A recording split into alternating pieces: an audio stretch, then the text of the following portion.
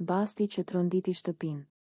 Shtëpia ishte mësuar me debate, por jo me fjali që peshojnë sa një mal. Ajo pasdite nisi si çdo tjetër, kafe, batuta, komente për nominimet.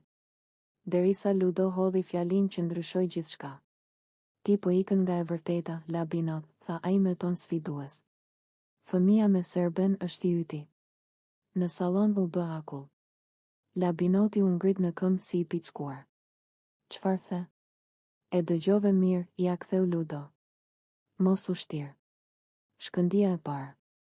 Banorët u afruan instinktivisht. Të gjithë e dinin se kjo nuk ishte më lojë. Ishte akuzë që dilte jashtë mureve të shtëpisë, jashtë spektaklit. Labinoti qeshi me nerv. Ti po flet kot. Po shpif për me më prish imazhin. Ludo nuk u tërhoq. Nëse je kaq i sigurt, vej bast me mua. Çfarë basti? 100.000 euro. Ti bën analizat. Nëse deli yti, unë t'i jap parat. Nëse s'është yti, ti mi kalon mua në bank. Në dhomë u dëgjua vetëm frymëmarrja e kameramanëve. Përplasja ball për ball. Labinoti ju afrua deri te fytyra. Po luan me nderin tim. Këto nuk janë llafe kafenesh. Unë po flas atë që di, këmbënguli Ludo. Mos ik nga përgjegjësia. Mira ndërhyri e tmerruar. Këto gjëra nuk thuhen kështu, po shkatërroni jetë. Arbeni shtoi. Fëmia nuk është monedh basti. Por dy burrat nuk dëgjonin më askën. Fjala e rënë. Labinoti, me zë që i dridhej, tha. Pranoj. Do i bëj analizat zyrtare. Dhe po doli imi, do të jap 100.000 euro. Por nëse nuk është imi, ti do mi kalosh në bank para gjithë botës. Banorët nisën të flisnin njëherësh. Disa i quajtën çmenduri, disa guxim. Zëri i Big Brotherit ndërhyri menjëherë. Kujdes. Çështjet e atësisë janë personale dhe ligjore. Çdo bas financiar brenda shtëpisë është i pavlefshëm dhe i papranueshëm. Dhoma e rrëfimit, Labinoti. I vetëm para kamerës, ai u shem. Po më akuzojnë për diçka që se di as vetë. Nëse ka një fëmijë në mes, nuk zgjidhet me britma. Dua të vërtetën, jo cirk. Lotët i dolën pa dashje. Por nuk lejoj askën të luaj me emrin tim. Dhoma e rrëfimit, Ludo. Unë nuk e shpika këtë, tha ai më i ftohtë. Kam dëgjuar gjëra jashtë.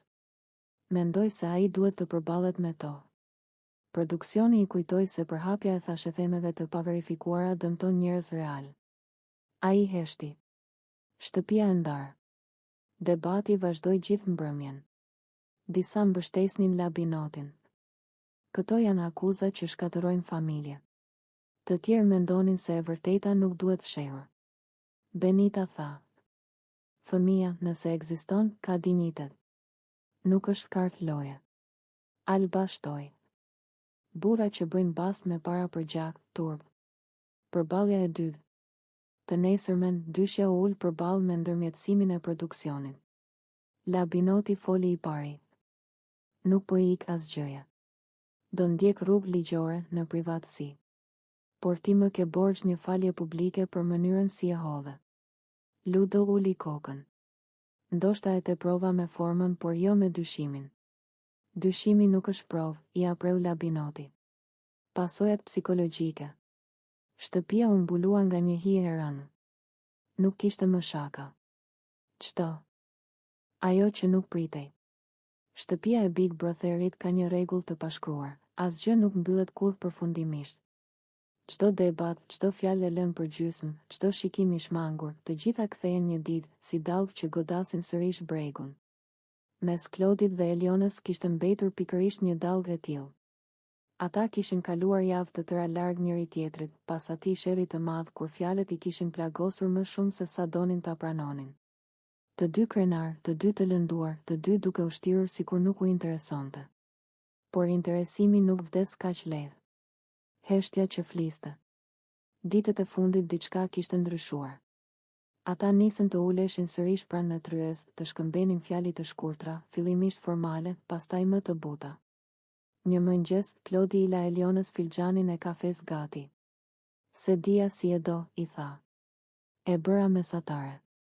Ajo buzëqeshi lehtë. E di që e pi pa sheqer. Ishte hera e parë pas shumë kohësh që qeshëm pa ironi. Banorët e tjerë e vunë re. Mira i përshpëriti Suanitës. Këta po afrohen prapë. Do ndodh diçka. Kujtimet e përbashkëta. Një pasdite, produksioni u dha sfidë të rregullonin albumin e kujtimeve të shtëpisë. Klodi dhe Eliona u gjendën përballë fotografive të ditëve të para, kur qeshnin bashkë, kur vallëzonin, kur bënin shaka që vetëm ata i kuptonin. Sa budallënj kemi qenë, tha Klodi. Jo budallënj, ja ktheu ajo, thjesht të vërtetë. Në sytë e tyre u duk një mall i fshehur. Biseda e natës. Mbrëmjen tjetër, teksa të tjerët po përgatiteshin për gjumë, ata mbetën në obor. Dritat e buta, cigaret që digjeshin ngadalë, zhurma e largët e qytetit jashtë mureve. Klodi theu heshtjen. E di që të kam lënduar. Eliona nuk e pa drejt. Edhe unë ty. Po më mungon mënyra si flisnim dikur, vazhdoi ai. Ajo buzëqeshi me trishtim. Më mungon edhe mua. Fjalit ishin të thjeshta, por mes tyre kishte një det emocionesh. Xhelozit e padukshme. Në ditët që pasuan, afrimi i tyre u bë më i dukshëm. Kur Klodi fliste me vajzat të tjera. Eliona bëhej e heshtur. Kur asaj i afrohej dikush, ai ndryshonte humor. Toni e ngacmoi Klodin. Mos je prap në telashe me zemrën? Ai nuk u përgjigj. Momenti para stuhis. Ishte mbrëmje me muzikë. Banorët po kërcenin në sallon. Klodi e ftoi Elionën në një vallëzim të ngadalë. Ajo hezitoi një sekond, pastaj pranoi. Duart e tyre u vendosën si dikur, trupat u afruan pas forcim. Përreth kishte zhurmë, por ata dëgjonin vetëm frymëmarrjen e njëri tjetrit. Ke ndryshuar, i tha ai. Edhe ti, u përgjigj ajo. Ajo që nuk pritej. Kur muzika mbaroi, nuk u larguan. Qëndruan ballë për ballë, shumë afër. Klodi i preku lehtë dorën.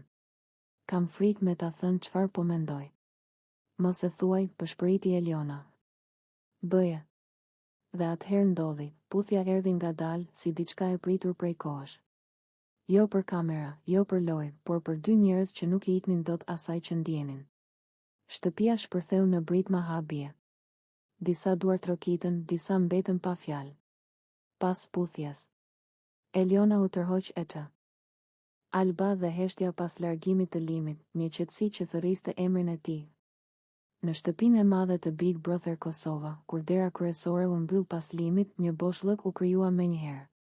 Nuk ishte vetëm një vend bosh fizik, ishte boshllëk emocional, një mungesë që mbushte çdo cep të dhomës. Alba, e lodhur nga debatet dhe emocionet e javëve të fundit, u ul vetëm në divan. Heshtja e shtëpisë ishte e rëndë, por për të më e rëndë ishte mungesa e limit. Ishte një moment ku asnjë fjalë nuk mund të përshkruante atë që ndjente. Ajo nuk kërkonte spektakël, nuk kërkonte mbështetje nga banorët e tjerë. Vetëm heshtja dhe mendimet e saj i dhanë mundësinë të përballonte mungesën. Por edhe brenda heshtjes, zëri i asaj që kishte kaluar brenda shtëpisë duke i gjallë. Ajo ndjente si të ishte e lidhur me limit edhe pasi dera u mbyll, çdo hap, çdo zhurmë, çdo gjurmë e tij dukej se vazhdonte të mbijetonte në ajrin e dhomës. Dhe pa pritmas, ajo dëgjoi zhurmën e makinës së limit jashtë. Ishte një zë i vogël, por kaq i fuqishëm sa e bëri të dridhej. Zemra i rrite me shpejtësi dhe ajo ndjell një kombinim gëzimi dhe dhimbjeje, gëzim që mund ta shitë limit jashtë shtëpisë dhe dhimbje që nuk mund ta kishte pranë tani. Pa menduar dy herë, ajo përshpëriti me zë të ulët, pothuajse vetë për vete. Olim, të lutem, mos ik. Lotët nisën të rridhnin pa ndërprerje. Nuk ishin thjesht lot për mungesën e tij, ishin lot të një lidhjeje që ishte krijuar me kohë, me sfida dhe momente të përbashkëta, me qeshje dhe debate, me tensione dhe paqe. Secili lot shpreste dhimbjen e brendshme të Albës, dëshirën për të mbajtur diçka që tashmë ishte larg. Ajo mbeti ulur aty, duke i folur vetes dhe imagjinatës së saj, duke u përpjekur të përjetonte praninë e limit në mendje, në vend të trupit të tij. Çdo tingull i makinës ishte një kujtesë e ëmbël dhe e dhimbshme se ai ishte jashtë, duke vazhduar jetën e tij, ndërsa ajo kishte mbetur në këtë hapësirë të madhe dhe të heshtur. Në atë moment, Alba e kuptoi se Lidhjet nuk maten me distancën fizike. Limit mund të ishte larg, por prania e tij mbeti në kujtimet dhe emocionet që kishte krijuar me të. Ajo mendoi për bisedat e tyre, për momentet kur ai e kishte sfiduar dhe kur e kishte mbështetur, për të gjitha ato momente që nuk mund të përshkruheshin në fjalë, por që tani i ndjente më shumë se kurrë. Vetmia e divanit u bë një lloj mburoje. Ajo mund të qante, të mendonte, të kujtonte. Në heshtje, ajo filloi të fliste me Limit, një bisedë që mund të ishte e pamundur jashtë imagjinatës së saj. O Lim, pse u largove kaq shpejt? Pse më la në këtë boshllëk? Po të lutem, kthehu, ose ndoshta mos ik fare. Zëri i saj ishte i ulët, por i mbushur me sinqeritet. Nuk kërkonte reagim, nuk kërkonte premtime. Thjesht dëshironte të ndjeje lidhur me të përjetonte çdo ndjesi që e kishte mbajtur pranë tij gjatë lojës. Dita e kaluar ishte një kombinim kujtimesh dhe emocionesh të papërpunuara. Alba vazhdonte të rrinte në divan, duke u përpjekur të mbante. Fjala e Limit për Dolcen, bukuria e saj nuk është veç në fytyrë. Që nga dita kur dola nga shtëpia, më pyesin shpesh për shumë gjëra, për lojën, për gabimet e mia, për Albën, për gjithçka që mbeti pezull. Por kur më përmendet emri i Dolces, zëri më ndryshon vetvetiu. Sepse ajo nuk ishte thjesht një banore tjetër për mua, ishte njeriu që më tregoi se brenda atyre mureve mund të gjesh edhe qetësi, jo vetëm stuj. Dolce është shumë femër e bukur, këtë e sheh kushdo që e takon. Por bukuria e saj e vërtet nuk është ajo që kap kamera. Është mënyra si flet me qetësi, si të dëgjon pa të ndërprer, si ditë të kuptoj edhe kur ti vet nuk e kupton veten. Në atë shtëpi ku nervat ngrihen shpejt, ku fjalët shpesh dalin pa filtr, ajo kishte një klas që rrallë e kam parë. Nuk i kalonte limitet, nuk e përdorte zërin për të lënduar, nuk luante me ndjenjat e askujt. Për mua kjo vlente më shumë se çdo strategji. E kam thënë edhe kur isha brenda, e vlerësoj shumë Dolcen. Jo si figur loje, por si njeri. Ajo dinte të më qetësonte kur isha i acaruar, të më thoshte prit pak, mendoj edhe një herë. Shpesh nuk e dëgjoja, dhe sot jashtë e kuptoj sa shumë të drejtë kishte. Kur e shoh tani nga ekrani, më duket edhe më e fortë. Ka mbetur e njëjta, e qetë, e matur, me atë buzëqeshjen e lehtë që nuk bën shurm. Nuk u shndërrua nga loja, nuk e humbi veten për vota. Kjo më bën ta respektoj edhe më tepër. Do t'i dërgoja shumë puthje po ta kisha përballë. Jo puthje spektakli, por puthje mirënjohjeje për çdo moment njerëzor që më dhuroi aty brenda. Sepse në mesin e gjithë atij kaosi, ajo ishte një vend i sigurt. Shpesh më pyesin, a të mungon? Po, më mungon biseda me të në obor, mënyra si pinte kafen ngadalë, si më thoshte mos u nxeh kot, Lim. Më mungon sinqeriteti i saj që nuk kërkonte asgjë mbrapsht. Unë e di që rrugëtimi i saj nuk ka qenë i lehtë. Ka kaluar keqkuptime, fjalë, paragjykime. Por ajo nuk u ul në nivelin e askujt. Kjo është fitore më e madhe se çdo çmim. Sot nga jashtë. Dua t'i them diçka të thjeshtë. Mirë se të vish në finale, Dolce. E meriton të jesh aty. Jo sepse je e bukur, por sepse je e drejtë. Sepse nuk i shkele kufit e askujt për të ecur përpara. Sepse mbete vetvetja kur ishte më e vështira gjë për t'u bërë. Nëse një ditë do të takohemi jashtë, dua t'ia them në sy këto fjalë. T'i them faleminderit për durimin që pati me mua, për respektin që ma dha edhe kur unë nuk e meritoja plotësisht. Shumë njerëz mendojnë se në Big Brother krijohen vetëm intriga. Unë them se ndonjëherë krijohen edhe lidhje njerëzore që vlen. Dolce ishte një prej tyre. Kur të hyj në finale, dua ta shoh me kokën lart. Dua që publiku ta shoh atë që kam parë unë, një vajzë me klas, me zemër të mirë, që nuk e ngatëroi kurrë lojën me dinjitetin. I dërgoj nga larg shumë puthje dhe shumë respekt. Dhe mbi të gjitha i dërgoj një urim të sinqert. Ec përpara deri në fund. Finalja të pret dhe ti i shkon shumë asaj dere. Zjarri që u ndez në heshtje. Në shtëpinë e Big Brotherit sekretet nuk jetojnë gjallë. Muret kanë vesh, kamerat kanë durim dhe njerëzit dobësi. Limi e dinte këtë më mirë se kushdo, por atë natë vendosi ta harronte. Dolce rrinte ulur në cep të oborit, aty ku dritat bien më butë dhe hijet duken si vende ku mund të fshehesh mëkatet. Flokët I kishte lëshuar mbi supe dhe po pinte një cigare ngadalë, sikur po e shijonte çdo sekondë lirie brenda atij kafazi luksos. Ai ju afrua pa zhurmë. Po më shmangesh gjithë ditën, I tha. Unë si shmangem askujt, u përgjigj ajo me atë buzëqeshjen që nuk kuptoi kur nëse ishte ftesë apo sfidë. Mes tyre kishte javë të tëra tensionit të pathënë. Publiku e quante Kimi, banorët loj, ndërsa Alba, diçka që nuk guxonte as ta mendonte. Momenti I ndaluar. Kamera e korridorit po rrotulloi ngadalë kur Limi e kapi Dolcen nga dora dhe e tërhoqi pas murit të lavanderisë. Aty ku mikrofonat kapin më pak, ku zërat përzihen me zhurmën e makinës së larjes. Je e çmendur që po më afrohesh kaq shumë, I tha ai. Edhe ti, I u përgjigj ajo dhe e pa drejt në sy. Puthja erdhi pa paralajmërim. E ëmbël, e shkurtër, por e rëndë si vendim. Dolce ia vendosi dorën në faqe. Me prit kur të dal jashtë, pëshpëriti. Se do e djegim krejt. Fjalët I rëshitën si zjarr nëpër lëkurë. Ai nuk u tërhoq. Vetëm mori frym thellë, si njëri që sapo ka hyrë në një rrugë pa kthim. Frika pas pasionit. Kur u kthyen mes të tjerëve, gjithçka dukej njësoj, batuta, pjata që përplaseshin, zhurma e televizorit në sallon. Por asgjë nuk ishte më njësoj. Limi nuk guxonte ta shihte Albën në sy. Dolce sillej sikur nuk kishte ndodhur asgjë. Por shtëpia I ndjen të vërtetat. Ato rrin pezull në ajër si parfum I fortë. Mira e vështroi Dolcen me dyshim. Je bërë shumë e qeshur sonte. Jam në qejf, ja ktheu ajo. Alba, që rrinte në divan, e ndjeu një therrje të pakuptueshme. Nuk dinte asgjë, por zemra e njeriut shpesh sheh më larg se syt. Ndërgjegjja e li. Mit. Atë natë Limi nuk fjeti. I silleshin në kokë dy fytyra, Alba me sytë e pastër dhe Dolce me buzët që ende I digjnin. Çfarë po bëj, I tha vetes. Ai kishte hyrë në Big Brother për famë, për sfidë, ndoshta edhe për t'i ikur pak lidhjes së tij të gjallë. Por nuk e kishte menduar se do të arrinte deri këtu.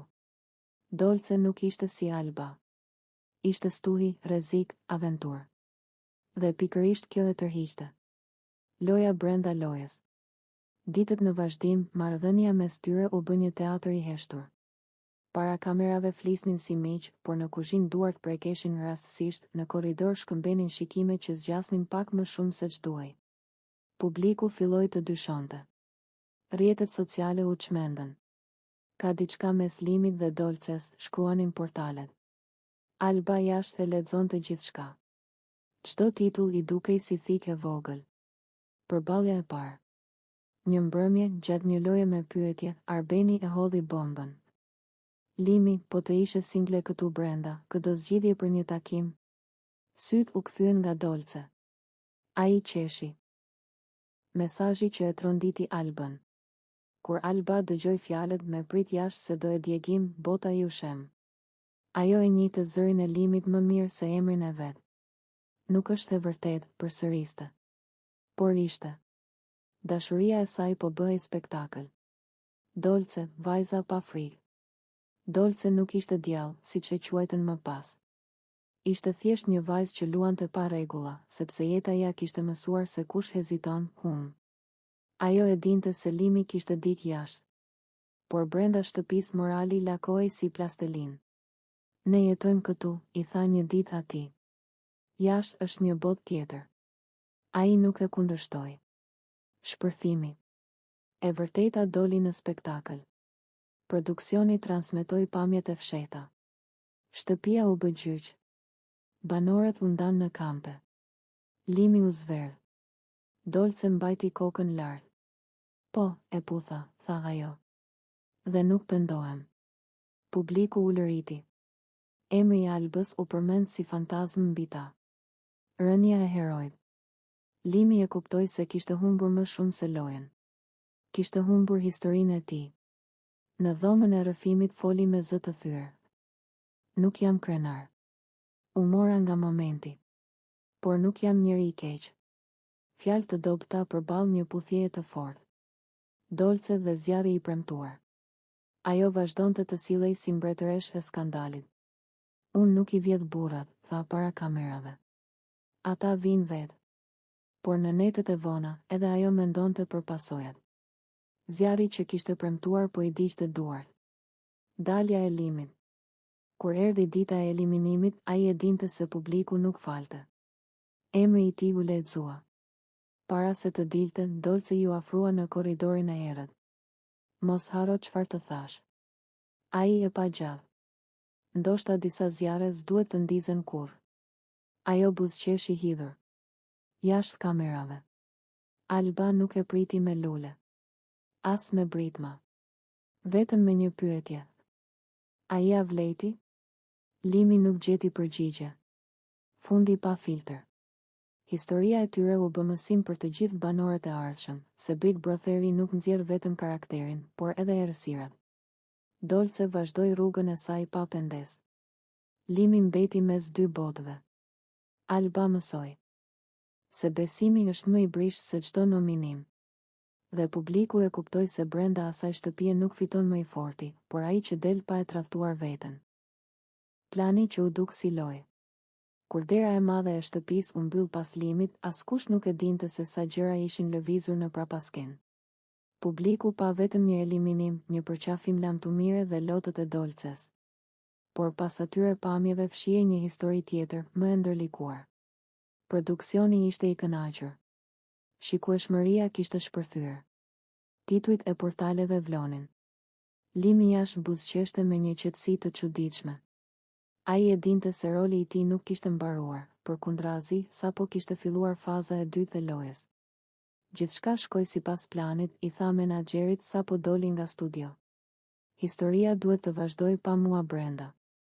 Dolce pas derës së mbyllur. Brenda shtëpisë, Dolce u duk sikur u rrëzua për disa orë.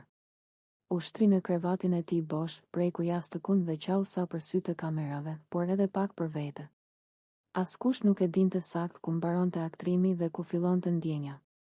Alba e vështronte nga larg. Mes tyre kishte pasur gjithmonë një tension të heshtur, xhelozi, kurreshtje, një lloj magneti që nuk e pranonin. Atë mbrëmje, kur dritat u zbehen, Alba ju afrua. Je mirë, e pyeti me zë të ulët. Dolce ngriti sytë e skuqur. Nuk e di as vetë. Aty nisi gjithçka. Aleanca e padukshme. Pas daljes së limit, dinamika e shtëpisë ndryshoi.